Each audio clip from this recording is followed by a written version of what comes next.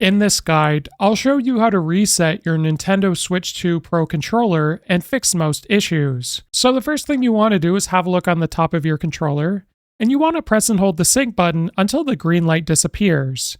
Now once it's shut off fully, press any button on your controller, and it should reconnect to your Switch 2.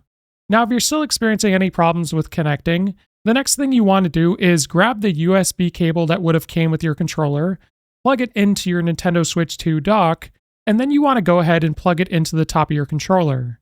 Now after you've done this, you can press any button on your controller and it should work, so if it does, that's great. Now what you want to do on your Nintendo Switch 2 is navigate to System Settings, and then once you're in Settings, scroll down to Controllers and Accessories, and from here you can navigate down to Update Controllers, where you'll be able to update your Pro controller to the latest version.